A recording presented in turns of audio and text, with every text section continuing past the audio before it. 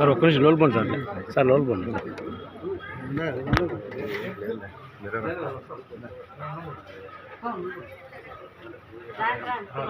Order తీస్తే వస్తాయని చూడండి.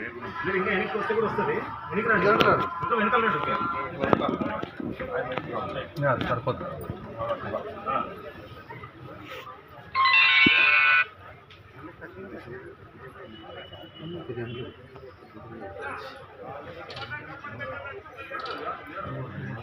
చెప్పేస్తాలో రెండు మాటలు ఇంక అంతే.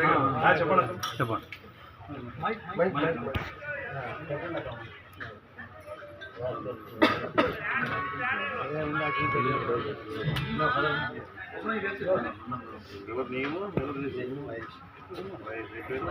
భరత్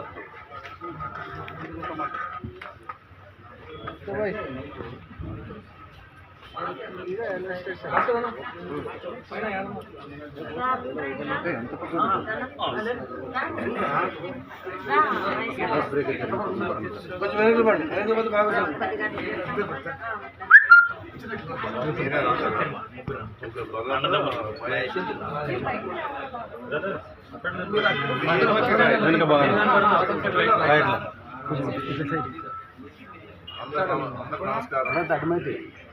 ఈరోజు భరత్ మహేష్ తిరుమల ముగ్గురు కలిసి యువకులు నిరుద్యోగులు కాబట్టి ఏం పని చేయలేకుండా ఏదో పని చేసుకోవాలని చెప్పేసి ఉద్దేశంతో మంచి ఒక ఆలోచనతో వచ్చేసి రైల్వే భోగినే హోటల్గా మార్చిన పరిస్థితి వస్తూ ఉంది.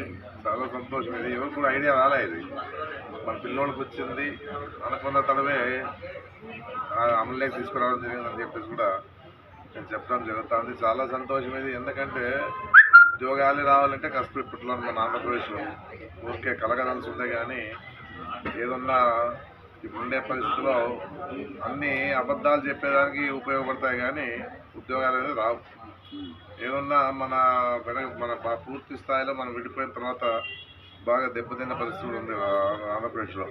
ఏదన్నా కూడా ఇప్పుడుండే పరిస్థితులు హామీలు ఎక్కువ ఇస్తూ ఉన్నారు కాబట్టి హామీలు అమలు చేసేదానికి సరిపోతాయి. అందుకే ఏదన్నా కూడా ఇలాంటి యువకులంతా కలిసి ఇలాంటి ఆలోచనతోనే ఏదైనా ముందుకు పోతే వాళ్ళ కుటుంబాన్ని పోషించుకోవడానికి ఒక అవకాశం ఉంటుంది. లేకపోతే ఇట్లే ఉన్నామంటే రోడ్లలో తిరిగి చెడు అలవాట్లు పడే అలవాటు వస్తుందని కూడా మనం చూస్తూ ఉన్నాం. అందుకే ఏదున్నా కూడా మంచి ఆలోచనతో ఈరోజు ముగ్గురు కలిసి ఈరోజు రైల్వే కోచ్ ఏర్పాటు చేసుకుని హోటల్ ఏర్పాటు చేయడం చాలా సంతోషంగా ఉంది. ఎందుకంటే కొత్త తరా ఇది, ఆదంలో ఎక్కడా లేదు. అందరు కూడా చూద్దామనే దానికి ప్రతి వారు కూడా వచ్చి గ్యారెంటీగా చూడగలుగుతారు. పోదాం పాండి, ఎక్కడ పోదాం చూద్దాం రైల్వే భోగి పెట్టినా అని చెప్పేసి. ముందు టేస్ట్గా ఉంటే ఖచ్చితంగా అందరికి ఇక్కడే వస్తారు.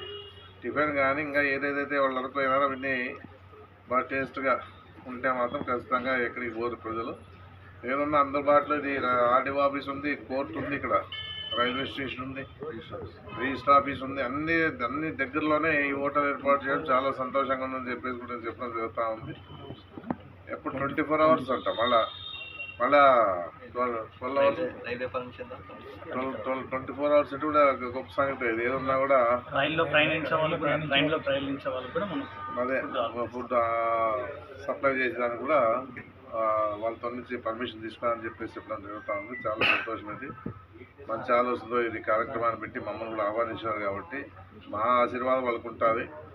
ప్రజలు కూడా సహకరించాలా, దేవుని దయ ఉండాలని చెప్పేసి మేము ఎప్పుడు కూడా వాళ్ళకి అందుబాటులో ఉంటూ వాళ్ళ వెనకే ఉంటామని చెప్పేసి కూడా తెలియజేసుకుంటూ ఇంకా అభివృద్ధిలోకి రావాలని చెప్పేసి మనస్ఫూర్తిగా నేను కోరుకోవడం జరుగుతుంది. నమస్కారం.